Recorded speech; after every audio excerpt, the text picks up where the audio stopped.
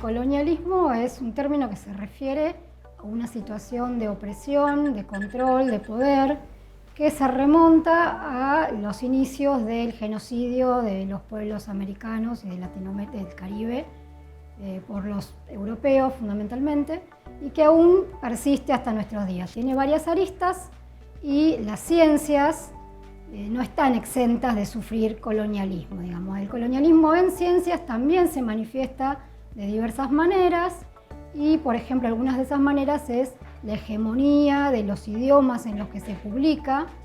Particularmente publicamos en inglés, que es un idioma no nativo de estas tierras. Las publicaciones en otros idiomas son las más valoradas de alguna manera por el sistema científico. Después existen otras aristas del colonialismo, como por ejemplo el borrar los saberes de los pueblos originarios, directamente ningunear o ignorar que existen otros saberes que no son los saberes académicos. Eso también es legado del colonialismo. Y bueno, y después prácticas directamente excluyentes que ya tienen que ver con cuestiones de jerarquías de poder dentro de la academia y de la ciencia y de jerarquías de género muchas veces también, ¿no? Entonces, ese es el término al que se refiere colonialismo y en particular el término que nosotros utilizamos en las publicaciones que abordamos dentro del colonialismo en la ornitología. El sistema científico valora algunas cosas por sobre otras. En general somos valorados por la cantidad de publicaciones que producimos y si son en revistas internacionales y en otros idiomas, mucho mejor. Entonces las personas que publican más, que tienen acceso a subsidios, por ejemplo, que les puedan financiar esas publicaciones, van a ser valoradas de una manera y las personas que están afuera de ese sistema van a ser valoradas de otra manera. Entonces son jerarquías de poder, ¿no? Las personas que van escalando posición tienen cierto valor, cierto peso y a su vez replican estas actitudes por sobre otras personas que están ingresando en el sistema. Entonces esa manifestación de poder tiene esa arista, pero también define muchas veces los temas de investigación. Entonces en la ornitología en particular, que es la disciplina de la que nosotros hacemos referencia, la definición de ciertos temas por sobre otros, o sea, qué es interesante estudiar y qué no es interesante estudiar, también se hace teniendo en cuenta muchas veces marcos teóricos que son venidos de afuera, ¿no? En general se tienen en cuenta teorías que son producidas en el norte global y no se tienen en cuenta cosas interesantes que nos parecen a nosotros interesantes, que son del sur global. Por ejemplo, las cuestiones de comportamiento, de historia natural, cuestiones bien básicas de la biología de las especies, que en general no tienen quizá una aplicación para la industria o transferencia del conocimiento. Entonces esas son tenidas menos en cuenta. Y todo esto tiene que ver con el poder, ¿no? De quién define qué se estudia y qué no, y cómo se estudia y cómo no se estudia. Por otro lado, ese poder se puede manifestar también en cómo denominamos a nuestros objetos de estudio. En la ornitología en especial eso se manifiesta porque muchísimas especies de aves han sido nombradas a partir del nombre de los colonizadores que han venido a estudiar y han venido desde Europa en general a estudiar las aves de estas regiones, como si no hubiese personas aquí estudiándolas ya o teniendo contacto con esas especies anteriormente. Entonces esos nombres científicos que hasta ahora son mantenidos de esa manera, y muchas veces los nombres populares, también los nombres vulgares, se refieren a personas o a descripciones que han hecho otras personas desde una mirada eurocéntrica en general y bueno, y heteropatriarcal, cis y blanca en general también. Entonces, las manifestaciones del poder en esta disciplina, como en otras disciplinas, tienen varias facetas también.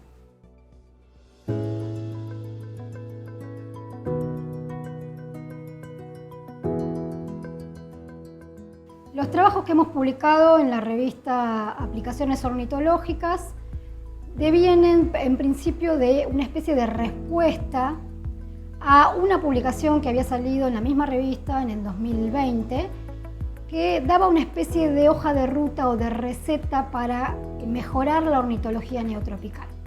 Y esa publicación no tenía ningún autor o autora radicado en el neotrópico. Era una publicación con pocas personas autoras y entre esas personas autoras la mayoría hombres blancos cis que residen y estudian en el norte global. Entonces nos parecía como que era una mirada sesgada de la ornitología neotropical y más aún si nos ponemos a pensar que ellos daban una especie de receta de cómo mejorar las cosas sin conocer en realidad cuáles son las problemáticas que existen en la ornitología neotropical.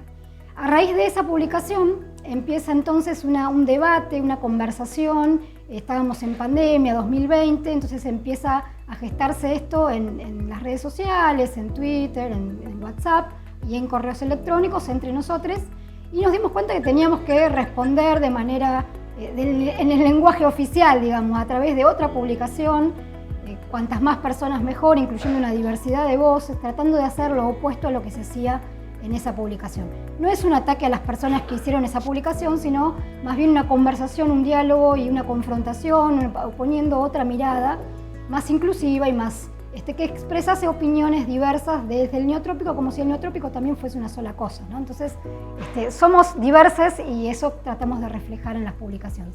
Nace de esa manera y a lo largo de la producción de estas publicaciones también nos dimos cuenta que estábamos perpetuando algunas prácticas colonialistas en nuestras propias prácticas, ¿no? Como por ejemplo establecer la autoría o a quién íbamos a invitar y a quién no. Intentamos activamente entonces poner en juego prácticas antirracistas y anticoloniales, que son esas, ¿no? Darle voz a las personas que en general no suelen ser consultadas, no suelen ser llamadas a publicar, y bueno, y entre otras cosas decidir autoría de manera democrática, autodefinirse, que cada persona pueda decir qué aportó y qué no aportó, en fin, una serie de prácticas bien específicas que tratamos de, al mismo tiempo que discutíamos con estos autores del norte global, tratábamos de aplicar esas prácticas en nuestra propia producción.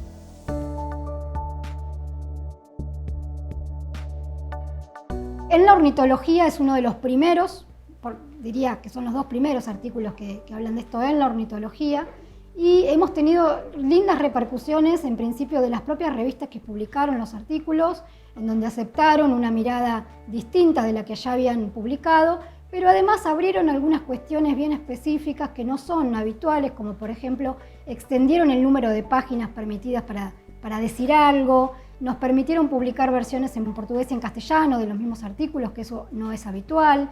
Bueno, una serie de medidas bien prácticas en el propio proceso de publicación. También respetaron nuestra política de citas, es decir, nosotros priorizamos citar autoras y autores del neotrópico que no habitualmente no suelen ser citados, y eso lo respetaron. Y también nos permitieron publicar una especie de compendio de información de historia natural de aves que estaba directamente borrada de la ornitología canónica. Nosotros tenemos en la ornitología una base de datos producida en el norte global que se jacta de tener toda la información de las aves del mundo, se llama así, ¿no? Aves del mundo, en la cual no existían información para más de 50 especies de aves que están producidas en otros idiomas que no son el inglés. Esa información estaba borrada del mapa de la ornitología, y esa información existe, está publicada en revistas regionales, y esa información es la que agregamos ahora en estas publicaciones. Entonces hay una serie de repercusiones. Además de eso, en la propia revista ha conducido una serie de talleres para ampliar las voces de los editores y las editoras que son invitados a participar de los volúmenes de la revista, y en particular ahora en el Congreso de Ornitología Neotropical, el Congreso de Ornitología de las Américas, que se va a celebrar en Brasil en agosto de este año. Hemos planteado hacer un taller, mesas redondas, bueno, nos están dando voz también, y bueno, se está dando voz la propia comunidad ornitológica neotropical, no esperando que nos vengan a dar las recetas desde el norte global. Entonces las repercusiones son varias, y estimo yo que en el correr de los meses va a haber más repercusiones también.